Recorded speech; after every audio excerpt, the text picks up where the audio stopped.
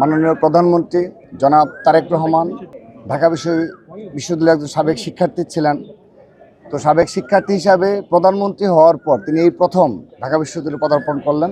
সে উপলক্ষে স্বাভাবিকভাবেই আমাদের ছাত্র দলের, ঢাকা বিশ্ববিদ্যালয়ের সহ বিশ্ববিদ্যালয় কলেজে যে সকল নেতৃবৃন্দ রয়েছে, আমরা সমর্থক রয়েছে, তারা অবশ্যই অত্যন্ত আনন্দিত এবং উচ্ছ্বসিত।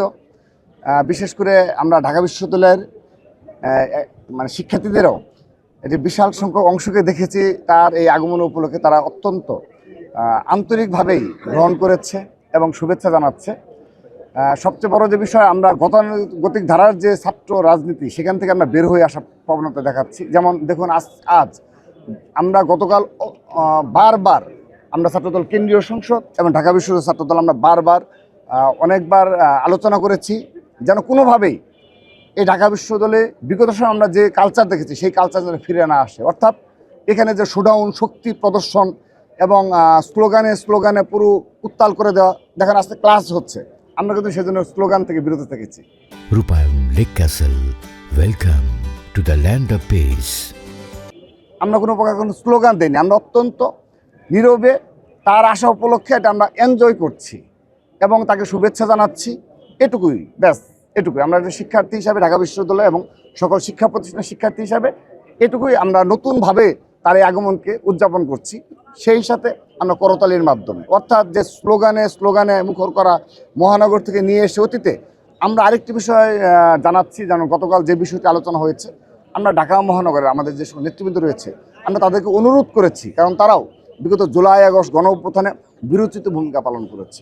আপনি খোঁজ নিয়ে দেখবেন ঢাকার যতগুলো স্পট রয়েছে সেখানে ঢাকা মহানগর ছাত্রদল সর্বাগ্রে অগ্রণী ভূমিকা পালন করছে এবং সেগুলো অন্যান্য ছাত্র সংগঠন যারা রয়েছে, আমাদের যারা সহযোদ্ধা রয়েছে, তারাও অকপটে সেগুলো স্বীকার করে। কিন্তু তারপরও আমরা কিন্তু সেই মহানগরের নেতৃবৃন্দ যারা রয়েছে তাদেরও একটা আবেগ উচ্ছ্বাস কাজ করে, কারণ ঢাকা বিশ্ববিদ্যালয় ঢাকা মহানগর দক্ষিণে অবস্থিত। সে কারণে আমরা তাদেরকে অনুরোধ করেছি তারা যেন ক্যাম্পাসে প্রবেশ যেন না করে। আমরা দেখেন এই যে এখানে এসেছি, এখানে শুধুমাত্র বিশ্ববিদ্যালয় এবং শিক্ষা প্রতিষ্ঠানের নেতৃবৃন্দ। আমরা মহানগর অনুরোধ জানিয়েছি যে তারা যেন হয় দুয়েল চত্বর কিংবা শাহবাগ ওই পাশে যেন থাকে, তারা কিন্তু সেগুলো রক্ষা করেছে এবং সর্বশেষ হয়তো মধুর কেন্দ্রে নিয়ে এসে তাদের সর্বশেষ যে যখন যাওয়ার পথে হয়তো তাকে অভিনন্দন জানাবে। অর্থাৎ ঢাকা বিশ্ববিদ্যালয় এরিয়ায় শিক্ষার্থীদের পড়াশোনায় বিঘ্ন ঘটে, ক্লাসে বিঘ্ন ঘটে, তাদের শিক্ষকদের যখন ক্লাস নিচ্ছে সেখানে বিঘ্ন ঘটে, এমন কোনো কার্যক্রম আমরা করিনি। এটি আমাদের আছে সফলতা। সেই সাথে আরেকটি নির্দেশনা ছিল, যাদের ক্লাস পরীক্ষা রয়েছে তারা কেউ যেন ক্লাস পরীক্ষা মিস না দেয়। আমাদের ছাত্রদলের যে সকল নেতা কর্মী সমর্থক রয়েছে আমরা তাদেরকে অনুরোধ জানাচ্ছি, যার ক্লাস পরীক্ষা রয়েছে তারা আজকে এখানে আসার কোনো প্রয়োজন নেই। অর্থাৎ এটি একেবারেই নতুন ধারার ছাত্র রাজনীতি।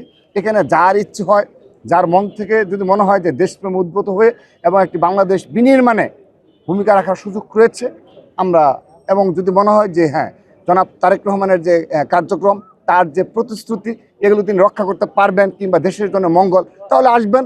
আর যদি মনে হয় যে না, আমি একসময় সমর্থক ছিলাম কিন্তু মনে হচ্ছে যে তিনি তার প্রতিশ্রুতি রক্ষা করবেন না, তিনি তার কিছু প্রতিশ্রুতি হয়তো ব্যত্যয় ঘটাবেন, তাহলে তার সাথে তাকে আমরা কখনোই জোর জবরদস্তি কিংবা একটা কল দিয়েও তাকে অনুরোধও জানাবো না যে তুমি এখানে আসো।